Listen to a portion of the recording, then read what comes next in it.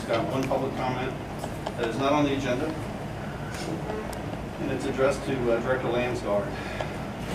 Olaf, it's time that you sever your ties with outside agencies and in conflicting relationships with members of the so-called press and focus on the needs of this community. At every turn, Olaf, you have refused to follow the will of the people, the big people in Sacramento, as well as the little people here in Rosamond. To this very day, you maintain a position on the RMAC, and I'm respectfully asking you to consider which organization you can serve best and pick one. Simply follow through on your promise that you made to Supervisor Scribner 2 years ago that if you were elected to the RCSD that you would resign from the RMAC. You have not done that. That's all I got. So my name's Patrick Ray. I'm a long-term Rosamond resident. I was looking through the minutes, and I wanted to try and get an understanding of, I saw where last time there was going to be a authorization to appropriate $150,000 for another water and sewer rate study, and I realize it says here that the board gave direction to the staff to reach out to GEI regarding this study. What I don't understand is what do we get for $150,000? It's not. The $150,000 included the whole process completely. So that would be if we hired a new engineer to come in and look at everything, to redo a rate study, to go through the mailing and publication process again for the counting of the ballots and the postage and all that. So we estimated a little bit high because it's better to estimate high than it was low, but the board's directions, they approved that appropriation if needed. But first we're reaching out to GEI to see if they can do it for maybe $30,000 or $40,000 because they've already done that. So that was the direction. Is there any type of accounting of what we got for that is available to see, where they itemize, okay, it was $10,000 for this, $20,000 for that, to really see, what it was? We would have had to done what's called an RFP, and that would have been all in the RFP process. And they would have given us an itemized that this is what it's going to cost. Didn't we already pay once to do it? The $150,000? I forgot what I wasn't here when we did the appropriate that money, but we did it once with GEI, and they have their bills, and their bills are itemized. And then the other question I have, I think we're going to, later on you guys will bring up about the itemized list of expenses, right? And you can't talk about Okay, no problem. But for Mr. Smith, I just wanted to verify I had your email address right. I sent you an email and didn't get a reply. I don't know if you checked the Rosamond email address you have. Oh, I do all the time. Okay. In fact, it comes to my private email too. Okay.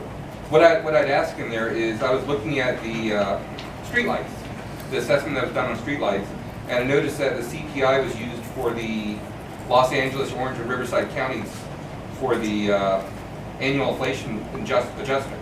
I was wondering if there was any reason why that was used, or if the question was asked of GEI that was doing the, I guess the assessment. GEI did not do that. Are you talking about the water rates, or are you talking about the streetlights? Streetlights was done by another service, and we're asking them that question. Okay, very Getting good. clarification. All right, thank you. any more public The comment? utility rate analysis for $7,599. I was just curious what that was in the, just trying to really get an understanding of all the money that goes to GEI and what we're getting for it. That was for the rate study that we were doing also, and GEI is this agency, like a lot of agencies, couldn't afford a large engineering staff. And so when you go to an engineering firm like that, it's just not one engineer, but if somebody has a specialty in rates, they have an engineer for that. If it's something for tertiary water, they have a special need for that. And so that's the firm that we've been using. And they're not only, and they also get us grants, so they get us money also, so it saves us ratepayers money. So they're working on all the grants, they did the rate study, they're working on the arsenic grant and the work out on the arsenic, they're working on the chromium, they're working on the tertiary and the Title 22. We're also working on the water management urban plan that we have to produce by law. They're also working on the water master plan, tertiary master plan, sewer master plan, and I might have missed a couple, but so they're doing quite a bit. And then somewhere there's an itemized list of what all those are, and you maintain those and find you stop by. They give us receipts, and just like the attorney does, and with itemized out, and they're actually different job. There's actually different job numbers to them. So if they're working on arsenic, that's one job. If they're working on a rate study, that's a different job, and they're all listed like that. So they just bill on a monthly type basis for whatever services they provided against that job for that period of time? Right, and some of it is they bill, we pay, and then we get reimbursed. So some of it will look like that. Because the state of California, they bill us, and the finance director could give you more detail on that. So we'll pay them, and then that's a reimbursable. So there might be $250,000 that's budgeted within that grant, and they work with budgeting with the state on what money goes to where, and it's authorized. So they say, like one of the things that was here maybe about 7 months ago was a yellow jacket well. It's from the company Yellow Jacket, and they drilled a well over here in LA County to test to see, what that would look like on the arsenic and the chromium. And so then we paid for that, and the state had already authorized that, and then the state reimbursed. Okay, that makes sense. I can see that. It's an ongoing process. And then I had a couple other questions on. I only asked this to get an understanding of it, so please. I didn't understand on the account number 4895 why there's $135 to Foster's. I was just trying to understand why that's there. It was on 3 different charges over 3 different days to Foster's. I can explain that one. We were working on 20th Street, and I had the guys working through their lunch. So on 3 different occasions while we had the street opened up, we bought them lunch. And then the only other thing I wanted to note is that, if we're using the vehicles, Kern County vehicles, that we make sure we fill them up with gas in Kern County, so that way we can get the tax revenues back in Kern County for our roads. That's all I got. Thank you. Transactions, one of them is the Antelope Valley Resource Conservation District. It says storage of plants. Why are we paying to store plants? Can't we just put those in the district somewhere and? It's being reimbursed by the water rate. Is it? Okay. It's not an expense in the district, it's just a fund. Well, it says 1985, so I had to question it. Well, any money that goes out, we have to report on the AP warrant register, but then we bill them and they pay us back. You have to keep track of the money. Okay, no worries. I think John wants to say something. I was just going to explain that one too. Okay, fine. And then the other one is a $659 payment to the Rosamond News for the Memorial Day graduation 2016. What's that about? It wasn't for the graduation, it was the grand opening of our pool. Okay. And it was part of the advertising. We spent very, very little money. We had some free advertising also in the Antelope Valley Press. In fact, the pool was actually there about maybe 7 times. And so it was basically because if we get it advertised and on that day, what the purpose was it to get as many citizens there as possible so they know the pool's open. And then we handed out the fees and the lessons and to try to generate more revenue for the pool, to keep it open for the community. Then a more accurate transaction description would be in order than just Memorial Day graduation day 2016. It's misleading and makes people wonder what's going on. That's all. Thank you. Anyone else? County service areas 63-4, 63-6. Do we have any public comments? You want the staff report first? Yeah, go ahead. The RCSD at one time had a full-time parks program and staff. On August 18th of 2009, the RCSD entered into an agreement with the County of Kern to provide all maintenance and utilities to CSA 63.4 and 63.6. This service was to be provided at the district's sole cost and expense, with the county providing the annual assessments for these areas after deducting the county's overhead and management costs. The understanding, as referenced in a letter from the Director Charles Lackey of the county, is that the funds collected would, quote, partially fund the cost of providing these services, unquote. Since signing of the agreement, the RCSD has gone through major changes, eliminated the parks program and staff. The RCSD has been working hard to use our personnel and resources to maintain our services to the water and sewer ratepayers. The RCSD has cut its staffing and budget in order to keep the rates low. At this time, staff is recommending that we give a 90-day notice to the county and return those 2 landscaping districts back for their districts. Okay, Mr. Glennan? I don't know, is this different than the parks? Didn't we try to do the park back in the county wouldn't pay that? Yeah, that's 63. The swimming pool is CSA 63.5. And that's a whole, that's They're different? Yeah, the one is because the one is, that property is quick claimed to us. On these 2 CSAs, it's just the landscaping around United Housing Tract and the landscaping around the West Park Housing Tract. Any public comment? on that side. Correct. Any public comments? Director's comments. I've got a couple of questions. A better explanation. The landscaping areas along United and then along West Park, those are currently maintained by whom? RCSD. Okay, and the CSA money comes to the RCSD to pay for that, right? Through the county, correct. After they take out a chunk. So we're proposing to the county that, because I didn't quite understand what you're trying to do. We're proposing to the county that they no longer give us money to do that. And they What are we? Yeah, And they take over the servicing. they physically come out and They do it. physically will be responsible for it. Okay. Yeah, there was an idea, I don't know why the general manager before in the past, and it wasn't Steve Perez, it was somebody a while back ago, took the two CSAs on. But it actually says in the contract that even if the money doesn't cover our expenses, and we just don't have the time to go out there all the time and maintain it, it takes away from trying to, we've cut staffing quite a bit, and looking at the new budget cuts, we're trying to cut staffing more to an extent that we have to fix the leaks and we got to take care of the water and the sewer. And so it's a burden, and if the money expenses gets to be a little bit more, there is no money for it. So we can't take the water and sewer fund money and loan it to the CSA in order to maintain it. So they were giving us funds to partially cover the cost of us managing. Correct. And to say, no more money, you guys take care of it. Correct, we're giving the whole agreement back. The So- agreement is actually, you should have that in your packet. If you got it from online, it has the agreement that was signed back on. Well, I read it, it was a little bit confusing for me. I wasn't here in 2009, I didn't understand the dynamics. Neither was I. But I did look at post budget for the preliminary budget for Kern County. They're still showing it's roughly $240,000 for both of those CSAs. Is that money that we will no longer see? Correct. Yeah, and that might be for the three CSAs. I haven't looked at the budget. They're broken down by line items, so specifically, 63.4, 63.6. they're both not there yet. All right. But we don't get all that money either. They take out like close to 10%. I don't know what, 5%?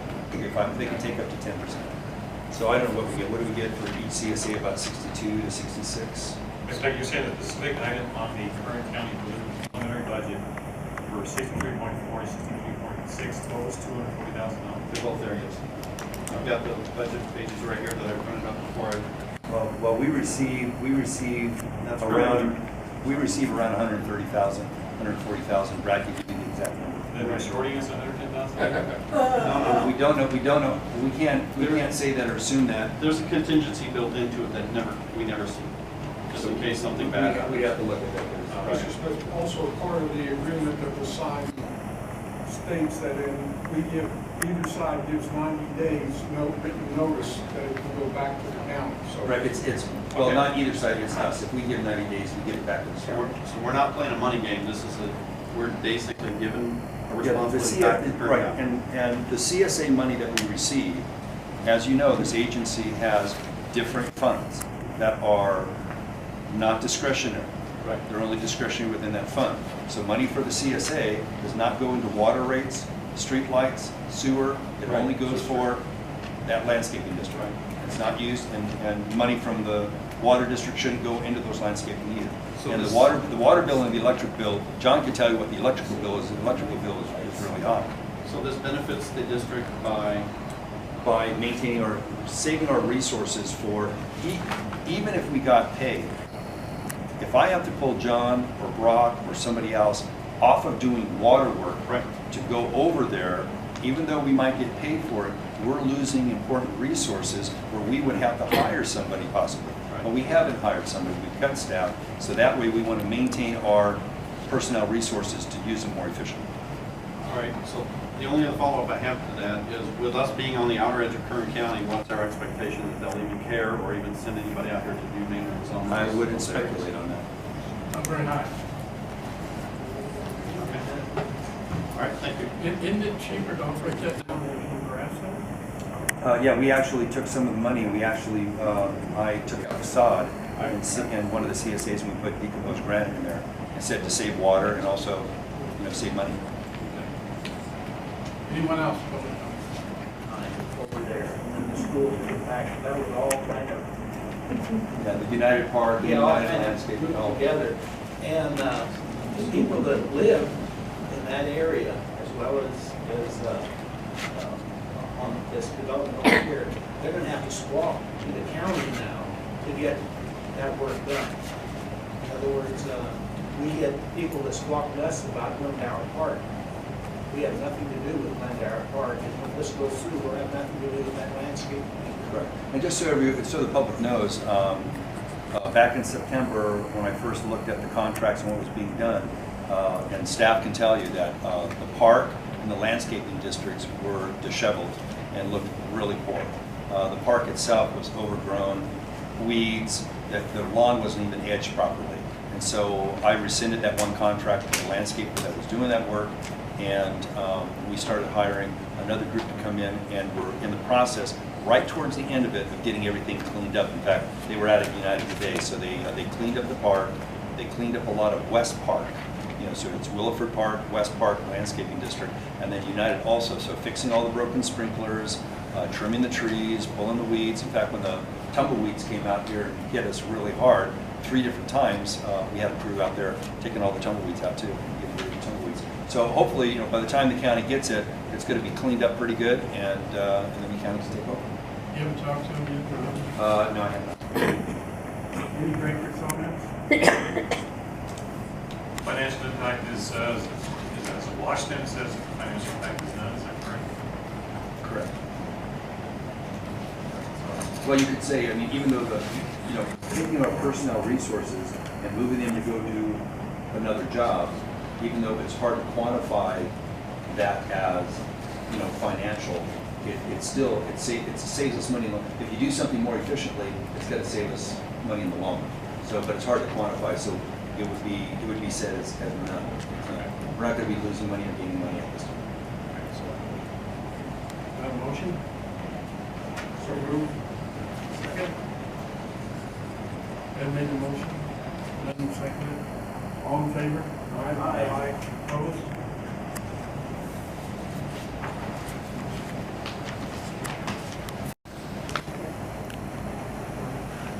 At a board meeting prior to officially hiring Ron Smith as general manager, I asked each director specifically why he voted to hire Ron ahead of more qualified and viable candidates.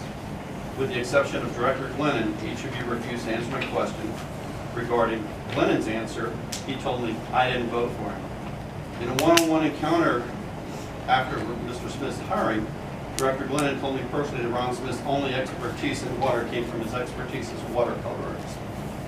Mr. Glennan, it is my understanding that you have always been against the hiring of an unqualified outsider who led a political campaign that brought Olaf, Dennis, and Ed to the board. Mr. Landsgaard, last November concerning the hiring of Ron Smith, you admitted to Mike Escalante over lunch at the Wayside, now that we have our guy in there, we're moving so fast. With no experience and no water knowledge, he just keeps on going. That pretty much sounds like a quid pro quo to me. Mr. Wallis, just last month, you told me directly that you have lost faith in our general manager. You told me he continually changes his story, and you never quite know what the truth is with Ron.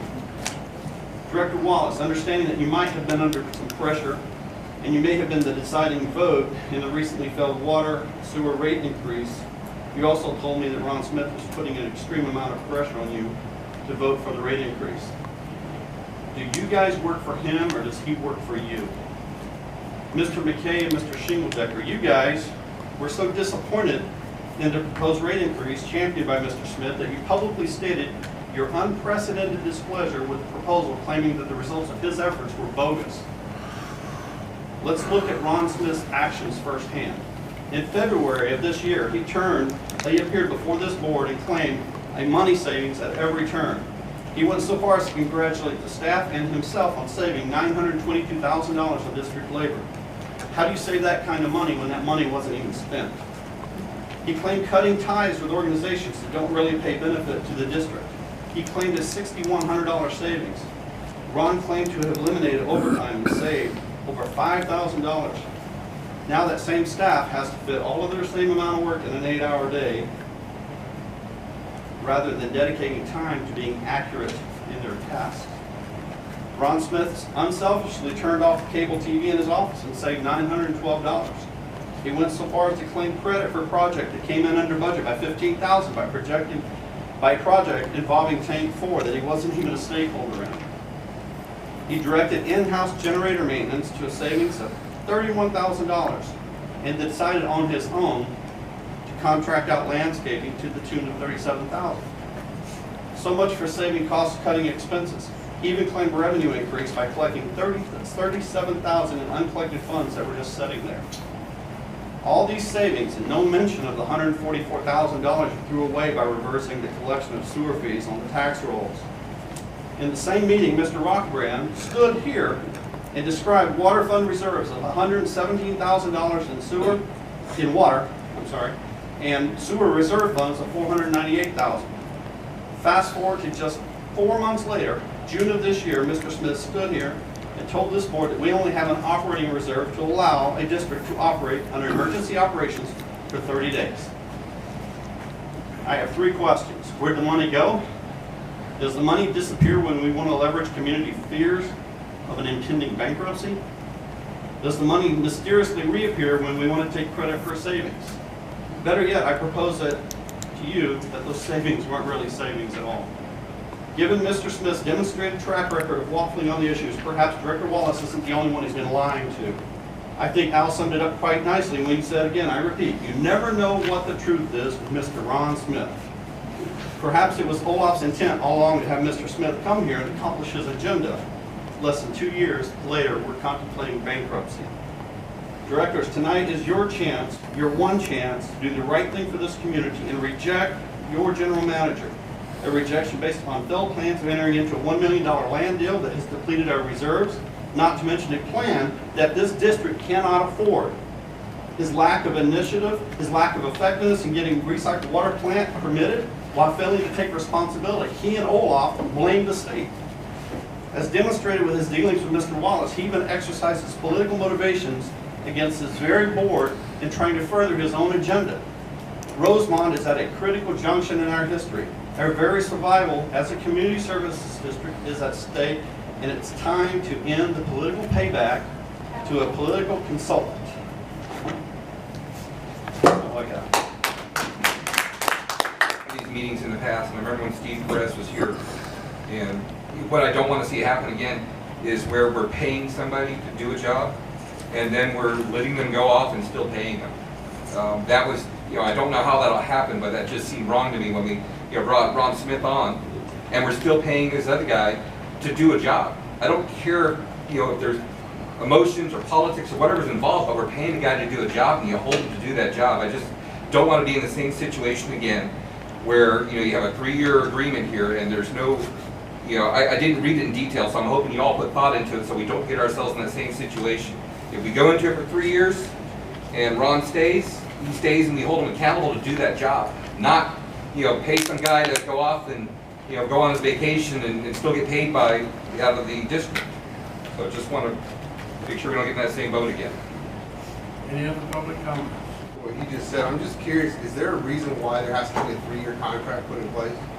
Is there a legal reason for it, or is it just the norm of how we operate?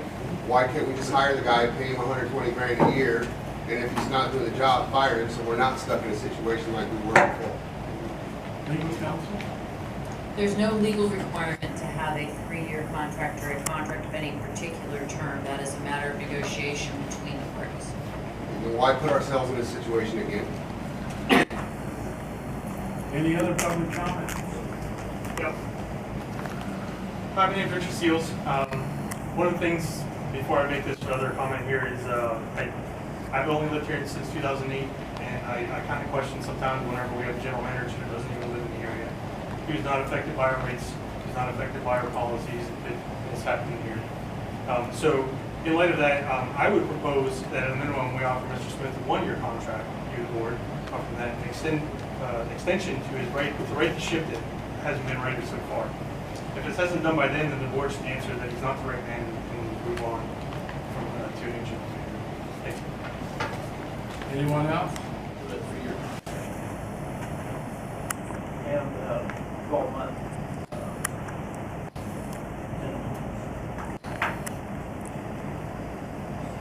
Ed? I'm not opposed to the contract. One of the things that you have to take into consideration when you have somebody that's doing the job, You want to keep them so you can have them for a while to make sure there's continuity in what's going on. You know, Greg here has made some accusations that I don't think that are 100% truthful. Okay?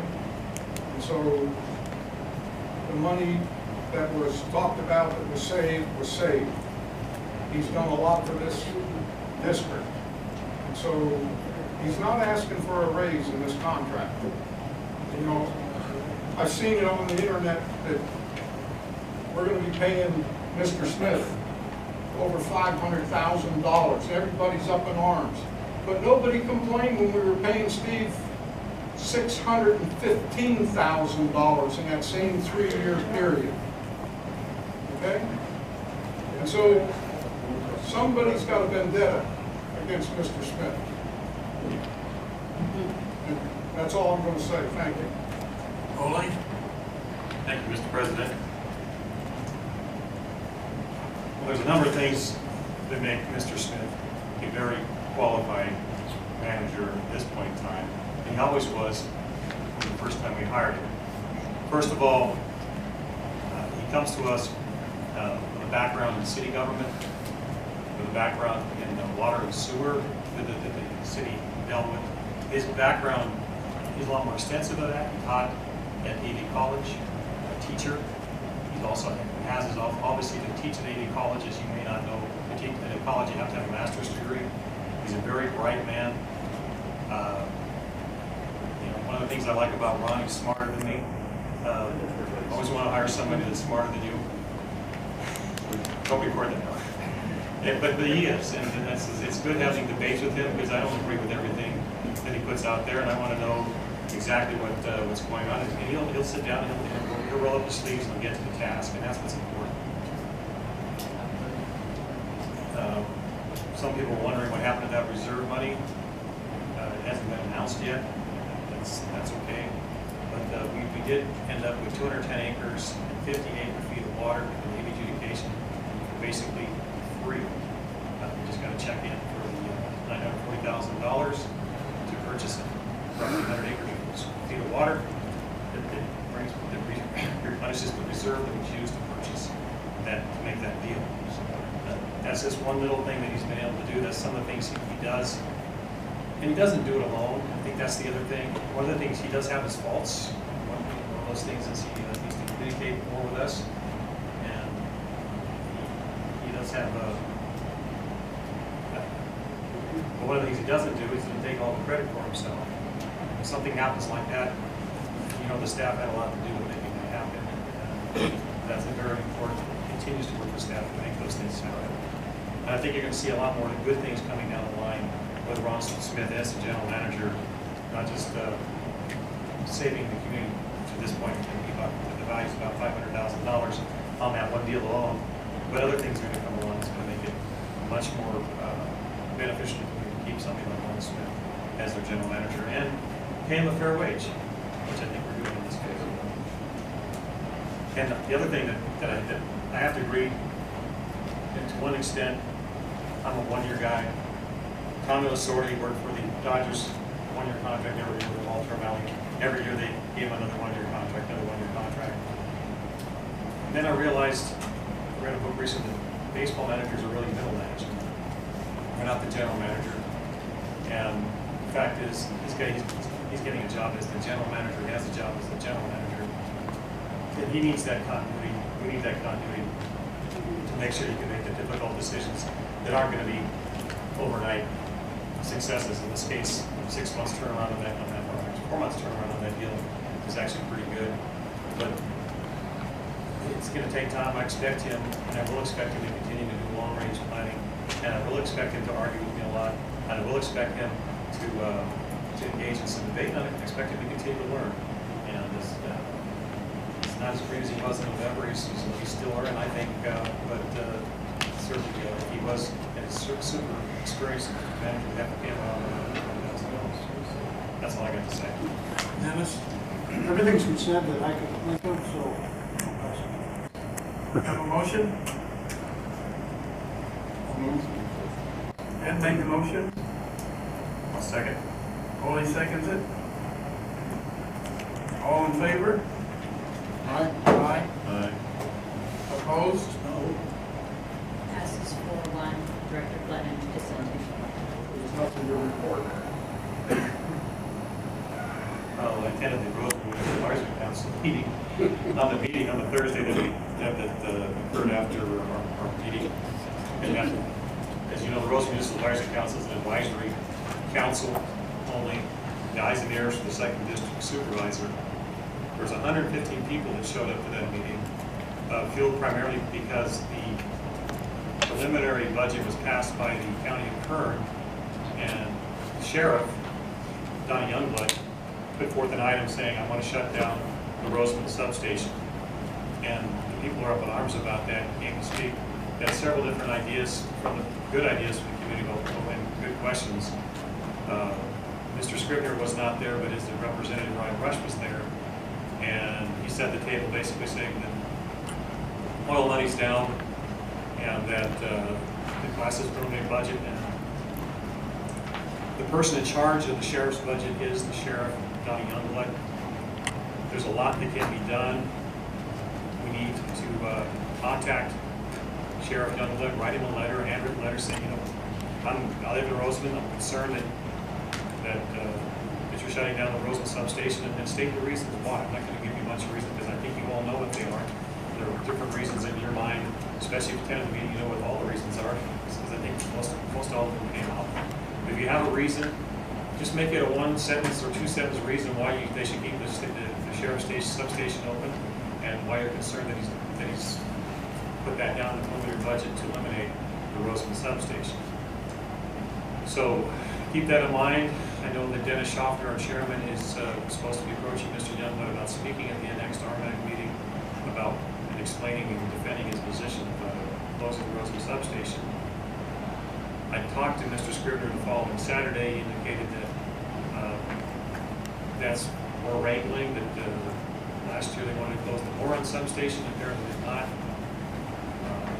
And that he didn't think that was likely to happen.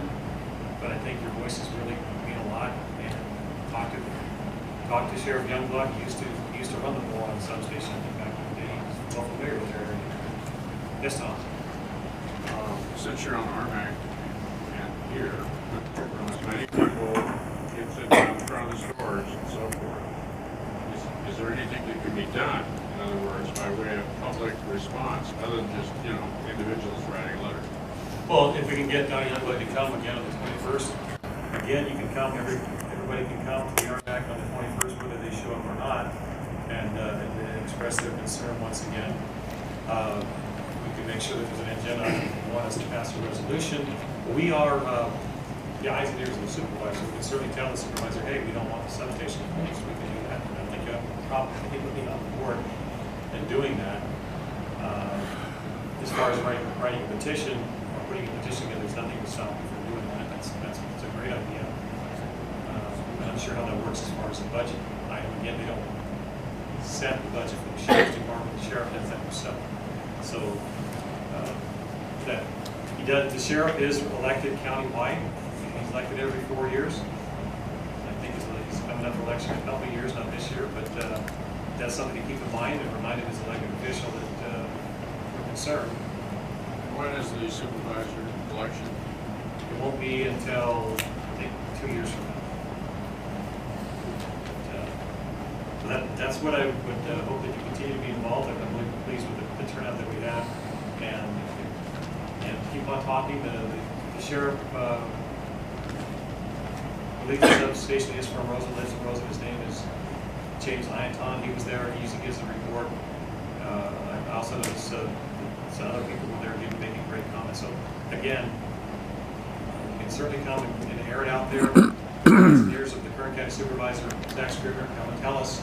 Let Ryan Rush know. Maybe ask him again why Zach Scribner's not there, that type of thing. But eventually, maybe we can get Mr. Scribner and Mr. Youngblood kind of speak to us and tell us why this preliminary budget was going to happen when they approve the final budget in August, just as we have to do with our board. We have a final budget before August 31st. The same thing. And that's all I have from the Any other director's comments? General Counsel. Yeah, I've got two bills that I'm keeping an eye on that may impact the district. The first is AB 2555, which is currently in the Transportation and Housing Committee.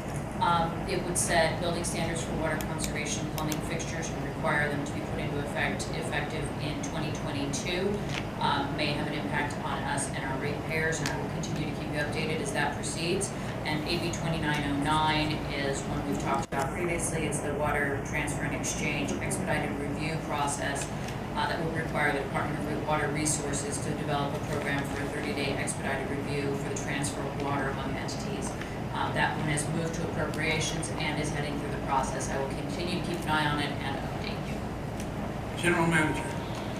Yes, just to give everybody an update on the land acquisition for water rights, what's transpired. We did purchase the 210 acres in Los Angeles County and received 150 acre-feet of pumping rights, and that was only due to that we had some developers that wanted to move forward and improve the community. We couldn't do it without a will serve letter. We just received one of the checks for $940,000. We've had two other checks up to there, so we have about $960,000. That leaves us with 54 acre-feet of water that we can still sell to some developers. There's one that wants to do 47 more homes, and as you know, in the community, the rooftops sort of precede the commercial and other things that are developed.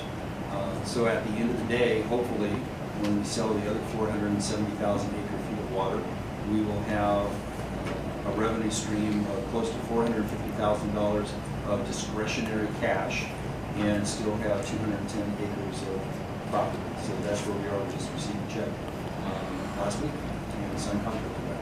So it's coming along the way we planned, and right now everything else is planned up. We're still looking at whether or not we would purchase water rights for the needs of the future, or if we work out something with payback. I met with them this morning. We're working out some other possibilities, but we're not sure until we get in line from them what are the possibilities. I don't know if we have anything else major going on over the holiday, but that's the good news. And so be remembered that $940,000 now is that cash reserve for the water fund.